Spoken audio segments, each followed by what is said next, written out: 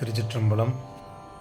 திருநாவுக்கர சுவாமிகளுடைய தேவாரம் 4ஆம் திருமறை, பண் காந்தார பஞ்சமம், பதிகம் 11, பாடல் 3, தலம் பொது.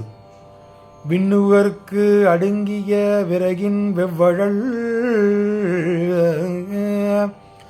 விண்ணுவர்க்கடுகிய விறகின் கின் வெவ்வழல், உண்ணிய புகழிவை ஒன்றுமில்லையாம். உண்ணிய புகழிவை ஒன்றும் இல்லையாம்.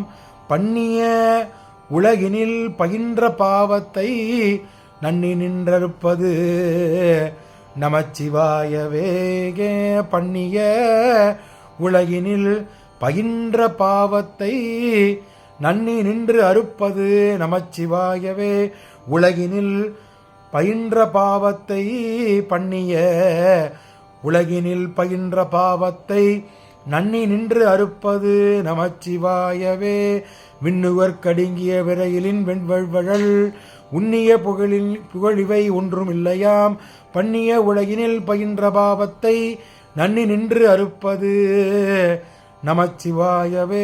நமச்சிவாயவே நமச்சிவாயவே. ஏகே. திருச்சிற்றம்பலம். திருச்சிற்றம்பலம். இந்த 3ஆம் பாடல் விளக்கத்தை பார்த்து விடலாம்.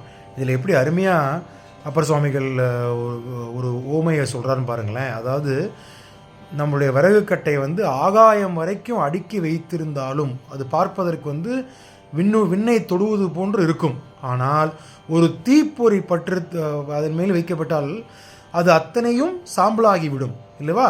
ஒரு ஆகாயம் வரைக்கும் விண்ணு உயிருக்கும் இருந்தாலும் அதில் ஒரு தீப்பொறி பற்றுவிட்டால் அது அத்தனையும் சாம்பல் குவியலாக மாறிவிடும்.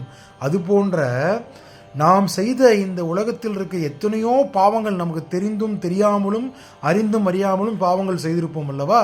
அந்த பாவங்கள் அத்தனையும் இந்த நமச்சிவாய என்ற பஞ்சாட்சர மந்திரத்தை உத்தரித்தால் அந்த பாவமான தன்மையானது நீங்கிவிடும்.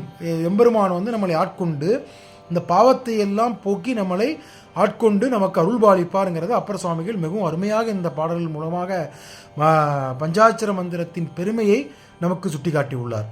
மிகவும் அருமையான திருப்பதிகம். இந்த பதிகத்தை ஒவ்வொரு நாளும் நம் அடியார் பெருமக்கள் அனைவரும் ஓதுமாறு நான் அன்புடன் கேட்டுக்கொள்கிறேன். திருச்சிற்றம்பலம்.